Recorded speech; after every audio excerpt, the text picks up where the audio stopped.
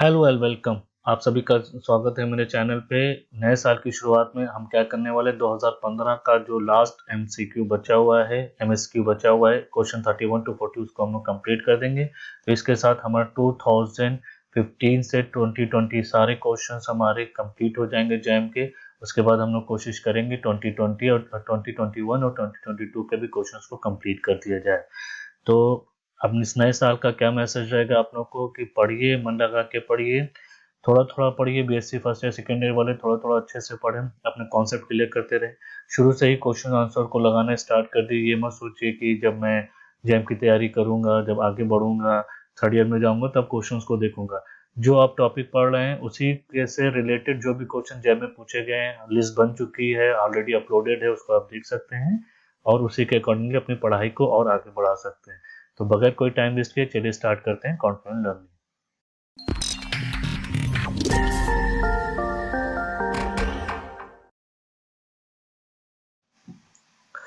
ये हमारा पहला क्वेश्चन है। अ pyrite chalcopyrite bearing copper ore body has undergone supergene enrichment, choose the current statement। मतलब इसमें क्या हुआ है कि जो आपका ओर बॉडी है, पायराइट chalcopyrite ओर बॉडी है, वो सुपरजीन एनरिचमेंट तक पहुंच गई है। तो इस पूरे प्रोसेस में क्या क्या हुआ है आपको बताना है। अब इसमें आप देख सकते हैं सुपरजीन एनरिचमेंट। अब आप इसमें देख सकते हैं कि सुपरजीन एनरिचमेंट का जो सीक्वेंस होता है, gossan, leach zone, oxidize zone, enrich zone, this is supergene enrichment zone और प्राइमरी जोन। तो पहले आपका गोसान होता है। तो गोसान में आपका क्या होता है कि आपका अगर आप देखें उसमें आपको पायराइट है oxidize to form goethite and limonite. तो पहला ऑप्शन आपका ये limonite is present in the gossan zone और यही इंडिकेटेड मिनरल होता है, प्रोस्पेक्टस होता है, जिसे हम और डिपॉजिट को मतलब और के बारे में इंडिकेटर होता है कि और रिजर्वायर वहाँ पे है कि नहीं है। तो गोसान में ज्यादा ढूंढा जाता है, फिर उसके बाद ही वहाँ पे एक्सकेवेशन या फिर प्रोस्पेक्ट्स स्टार्ट होते हैं कि ड्रिलिंग करना है कि नहीं करना। Cuprite is present in the zone of oxidation. अब जो क्यूप्राइट होता है उसमें देखते क्या होता है कि अब क्या होता है, formation of the secondary carbonate in the formation. अब जो formation of the secondary carbonate, sulphide minerals generally are first converted to sulphate.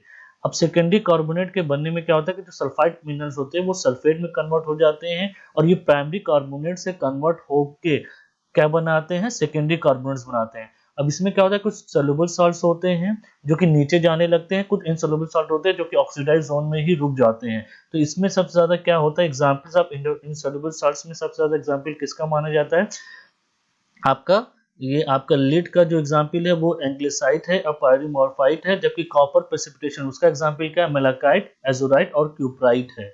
In Smith zone स्मोनाइट भी है। तो आपका cuprite is present in the oxidize zone, yes ये भी option आपका सही है। Chalcocite is present in the zone of supergene enrichment, ये बहुत बार बता चुका हूँ कि चाल्कोसाइट उसमें होता ही है।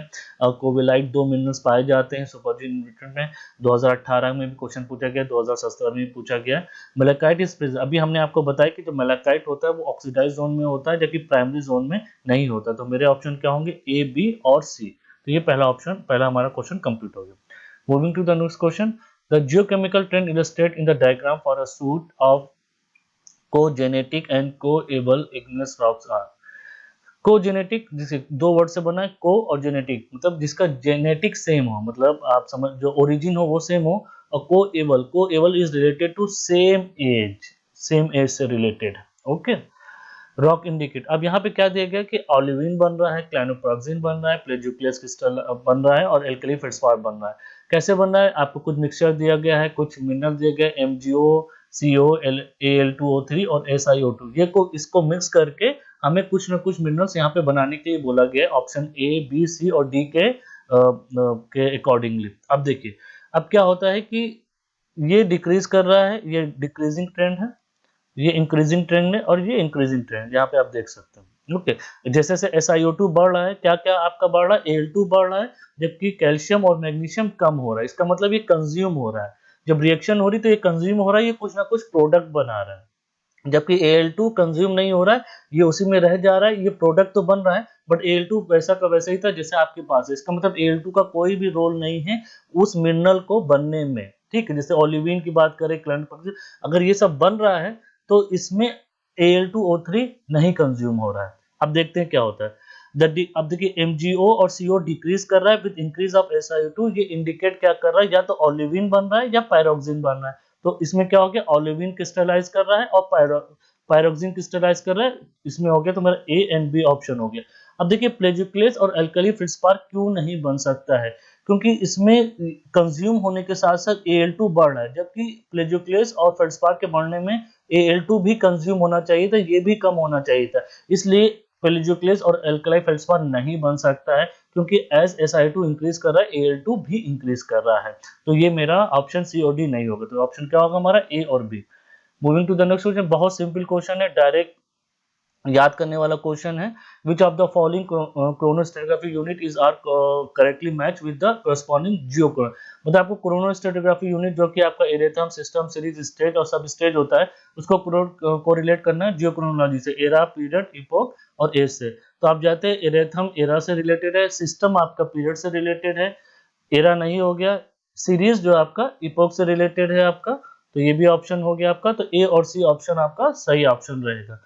Moving to the next question, which of the following statements related to depositional environment? अब depositional environment की बात करना है, आपको कई बार बता चुका है, हेयरिंग जस्टिफिकेशन आपका टाइडल इफेक्ट से रिलेटेड है, ड्यून्स आपका एलियन डिपॉजिट से रिलेटेड है। Okay, deposit environment is are correct. Dunes, अब देखिए एक एक पढ़ते हैं, हेयरिंग कॉज इंडिकेट, नो ये नहीं है। Dunes is characterized by the presence of finer grade at the top and coarse grain not in general, ये स्टेटमेंट सही है। ड्रॉपस्टोन के बारे में बहुत बार बता चुका है कि ग्लेशियर ओरिजिन से बना है। अब बूमर सीक्वेंस जो होता है, बहुत ही अच्छी सेडिमेंट्री की बुक अगर उठाएंगे, बूमर सीक्वेंस टर्बियाइड डिपॉजिट की वजह से टर्बिडिटी करंट के में बनता है, तो आपका ऑप्शन सी और डी होगा। यहाँ पे कुछ कुछ लिखा भी है, हेयरिंग बोन टाइडल एरिया होता है which have by directional flow और टर्बाइड बेड्स, इन्होंने am not H boomer sir ने 1932 टू 2001 में इसको किया था। तो मेरे ऑप्शंस क्या क्या होते हैं, इसी से रिलेटेड क्वेश्चन 2017 में भी आया था, question number 17, match the sedimentary features, मतलब आपको मैच करना था, जैसे हियरिंग बोन स्ट्रक्चर इसमें किस में होगा, टाइडल में होगा, ड्रॉप स्टोन इसमें किस में होगा, या आपका ग्लेशियर में होगा, और बर्चन उसी से रिलेटेड था, तो मेरा ऑप्शन सी और डी हो गया। एक बार अगर कर लेंगे, थोड़ा सा याद रहेगा, तो आप सारे क्वेश्चंस वही घुमा फिरा के ही पूछते हैं, इधर से कान पकड़ते हैं उधर से कान पकड़ते हैं।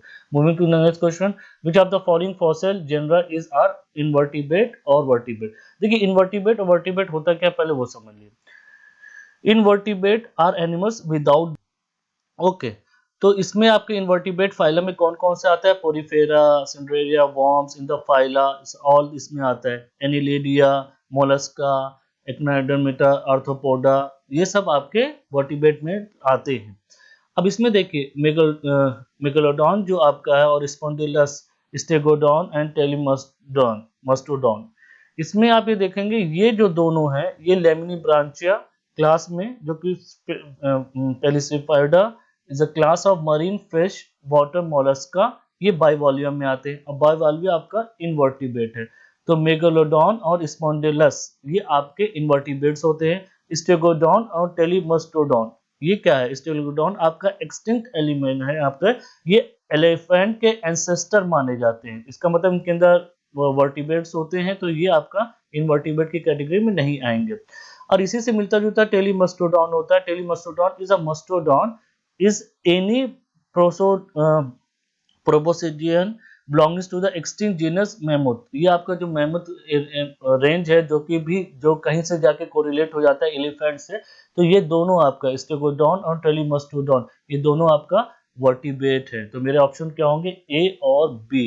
इसको कैसे पढ़ना है आपको, बहुत सिंपल है, या तो अनंत राम सर की बुक ले ली, या पीसी जैन सर की बुक ले ली, कोई भी बुक ले ली, कोई एक बुक लीजिए, उसको पूरा पढ़ना है, पॉइंट वाइज अपने शॉर्ट नोट बनाइए, तो उससे आपको याद रहेगा। पूरी चीजें नहीं पढ़ना, पूरी चीजें और याद नहीं करना है, जो मेन टॉपिक है उसको करना है पहले। Which of the following trilobites have 2 to 4 thoracic segment and are eyeless? ये eyeless होने चाहिए। ठीक है, अभी क्या होता है कि ट्राइलोबाइट में जब एवोल्यूशन हुआ था, तो किसी में एवोल्यूशन होते होते उसके थोरेक्स कम होते गए, और क्या कहते हैं, और आई में एवोल्यूशन ऑफ आई और थोरेक्स का कॉम्बिनेशन था, उसी की बेसिस पे ट्राइलोबाइट को डिफरेंशिएट किया गया है, one of the classification of the trilobite. अब इसमें आप देख सकते हैं कि जो एग्नोस्टस जो था, एग्नोस्टस में ये आईलेस है, इसमें दो चीज, इसमें टू थोरेक्स सेगमेंट होते हैं और ये आईलेस होते हैं। इसमें सूचर और फेशियल, मतलब ये फेशियल सूचर और आई एब्सेंट होता है। तो आई एब्सेंट है तो ये मेरा एक ऑप्शन हो जाएगा। ओलिनेलस क्या है? ओलिनेलस में आपका जो ये आपका ये थोरेक्स है, थोरेसिक सेगमेंट है, ये आपका किसमें होता है? ये बहुत ज्यादा होता है, 45 और मोर, 45 और मोर होता है। तो ये मेरा ऑप्शन नहीं होगा क्योंकि हमको थोरेक्स जो चाहिए 2 to 4 चाहिए यहाँ पे।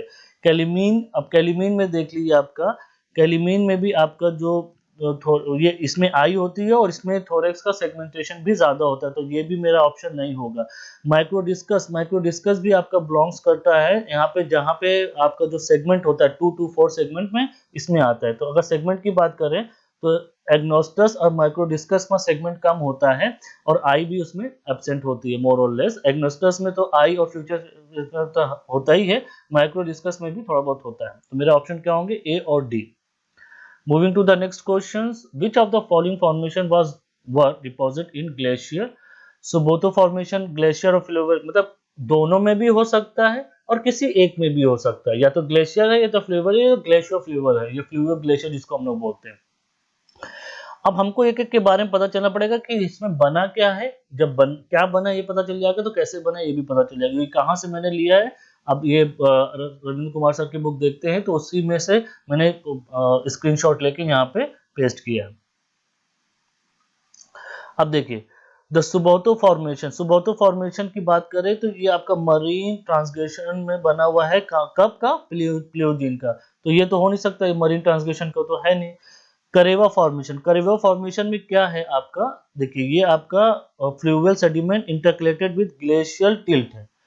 ग्लेशियल टिल्ट का मतलब क्या हुआ कि ये ग्लेशियल और फ्लूवियल दोनों का है। देखिए fluvial sediment intercalated with glacial tilt, ये कब का है? प्लेस्टोसिन एज का है। इसका मतलब ये मेरा एक ऑप्शन होगा क्योंकि ये ग्लेशियर एंड और फ्लूवियल दोनों में बना हुआ है। इंडस बेल्ट की अगर बात करें तो इंडस बेल्ट मरीन सक्सेशन में बना है, बेल्ट ऑफ लद्दाख है, वहां की बात करें तो इंडस फॉर्मेशन है, प्लेशियोडल कैरेक्टरिस्टिक्स होता है और ये आपका मरीन सक्सेशन में बना है, तो ये मेरा ऑप्शन नहीं होगा। Blaini formatted is something like Blaini boulder belt.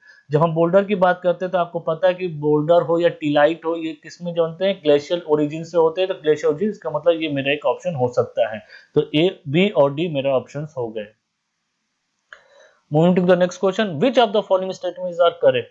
आप बीइंग अ जूलॉजिस्ट, जब आपने स्टार्ट किया होगा, जब आपने जूलॉजी ली होगी तो बार बार सुनते चले आएंगे कि रामपुरा अगूचा और राजपुरा दरीबा, ये जो आपके लेड जिंक डिपॉजिट वाले हैं, ये और डिपॉजिट के आपके राजस्थान में माने जाते हैं। मैंने खुद यहाँ पे जाके फील्ड की है और माइंस को देखा है, इसमें अंडरग्राउंड माइंस है, काफी अच्छी है। तो राजपुरा दरीबा, और तो इसका मतलब क्या होगा कि Rajpura Dariba in Rajasthan is working for lead zinc deposit, ये आपका ऑप्शन सही है। Iron ore is mine in Noamundi Orissa, नहीं, आयरन ओर नोमुंडी उड़ीसा में नहीं है, जबकि आयरन ओर की अगर हम बात करें तो कोइंझर, सुंदरगढ़, मयूरभंज, कटक, कोरापुट और मयूरभंज में आपका मिलता है।